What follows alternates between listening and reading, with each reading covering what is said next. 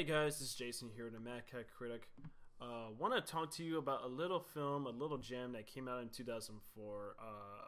Arguably, in my opinion, the best year for movies of that decade and the height of my childhood, with movies like Spider-Man 2, Shrek 2, and Harry Potter and the Prisoner of Azkaban. But it was also a great year for other films that came out then, like Million Dollar Baby, a Clint Eastwood film that came out, won Best Picture the following Oscar ceremony in 2005, and Eternal Sunshine of the Spotless Mind, which won an original screenplay. But yeah, there was this little gem that came out, a little teen comedy that was a big hit with the younger audience, and it lifted certain actors who starred in it into stardom.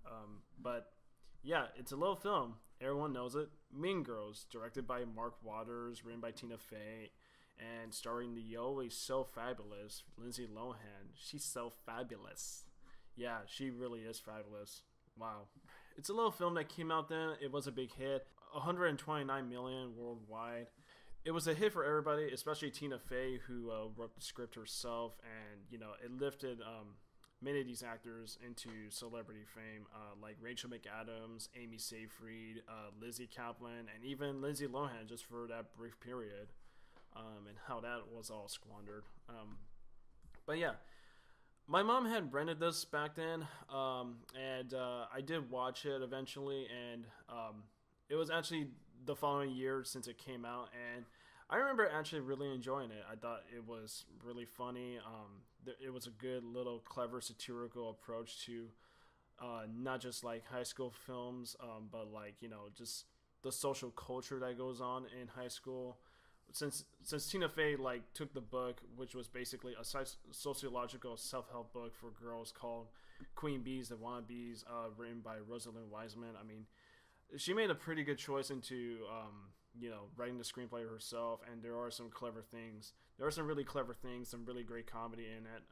But yeah, that's part of the praise that people really highlight about Mean Girls.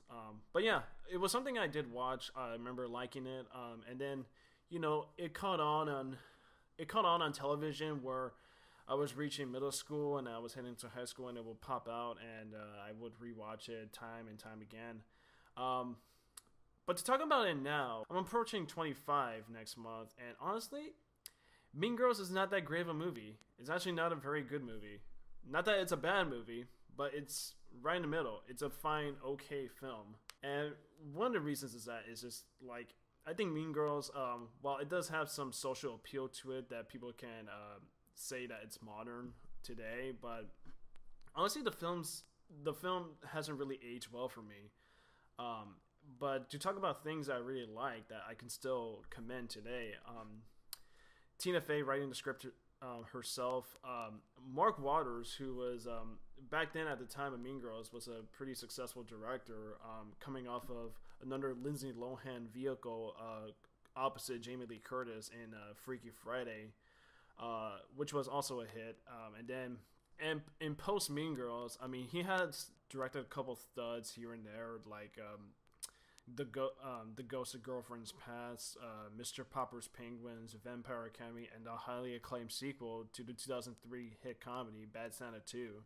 I haven't seen Bad Santa 2, but I think no one saw Bad Santa 2. Yeah, fine direction, and even the supporting actors themselves. Rachel McAdams is just so fun and bitchy, and as Regina George, and so are Lacey Shaver and Amanda Seyfried there. I mean, they're all their own characters, but they're still pretty funny. And honestly, the best character in my opinion, Lizzie Kaplan as Janice. She's really fantastic in it, and she's great. And when you look at Lizzie Kaplan then and now, I mean, she's really gotten pretty sexy. She looks gorgeous today, and you see her in some films recently that she came out in such as Now You See Me Too. She is pretty damn hot, and she's great. One of the reasons why I don't think Mean Girls holds up well as people say it does, and why it's doesn't really deserve the appeal today is ultimately the main character, Cady Heron. She's really bland, obviously.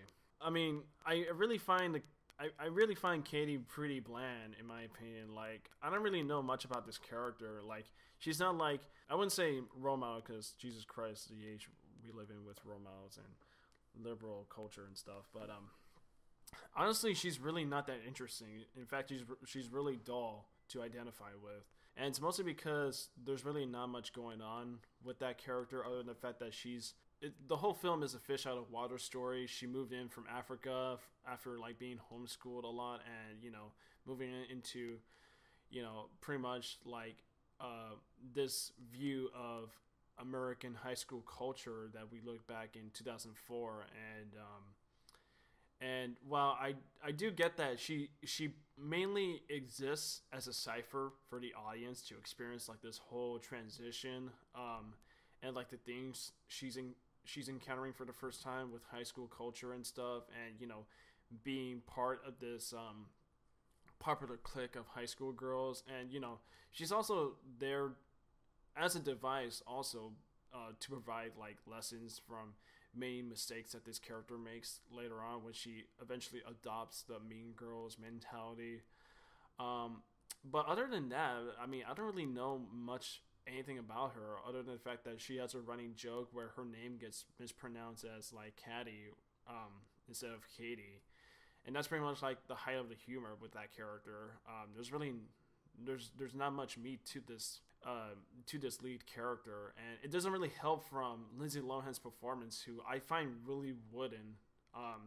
The whole film is narrated by her, and she's pretty much like and she's pretty much coming off at the height of Freaky Friday. Excuse me. She's pretty much coming off the height of Freaky Friday, and obviously she had to be casted in as the lead. And again, she's really boring. Her line delivery in the narration's pretty monotonous. Well, yeah, there's some good dialogue there that does get away with a few chuckles, but honestly, this character doesn't really benefit much, and it doesn't really like improve the film with Lindsay Lohan's performance in the final product. In all honesty, I feel that the supporting characters are more fascinating than the lead character herself, because Lindsay Lohan is so bland, she's overshadowed by just the charisma and just the amount of humor and the performances by Rachel McAdams and Lizzie Kaplan, who definitely provide the best in the film. And honestly, if the film was about those two characters, the film would probably be a lot better. But I guess since Tina Fey took this self-help book, you gotta have like a lead character to examine just this whole life of high school we see in this once modern culture. But yeah, like the supporting characters they definitely steal the spotlight, and it's pretty unfortunate that the film could have been great, but it doesn't really hold up well now because of Lindsay Lohan's performance and just the fact that it's a really bland character she's playing. And honestly, yeah, I ultimately find her pretty boring just to identify with. But other than that, Mean Girls is something that I don't really look back to as like the best coming of age or like high school film. I think there are better films of that caliber in my opinion. Whether you hate this movie or not, I think Juno is a great movie, and The Perks of Being a Wallflower is fantastic. And I don't know, I've seen plenty of others. Me, Earl, and the Dying Girl is good. And The Edge of 17's fantastic. Those are films I would recommend highly than Mean Girls. And personally, I mean, compared to those films, I feel that Mean Girls is definitely right in the middle of the spectrum. It's pretty okay, but nothing for me to write home about. And the fact that there's cultural appeal behind Mean Girls has really sparked the whole October Day celebration for the film. It's kind of ridiculous because I feel, October 15, 2015 was more impactful from Back to the Future than I do feel that October 3rd is a running holiday for Mean Girls. And I guess we're at that time where social media is making up every single national day as we go along in society.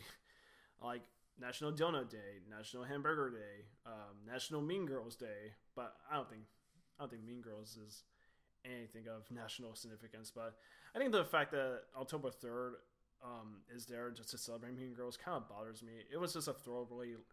It was just a throwaway line.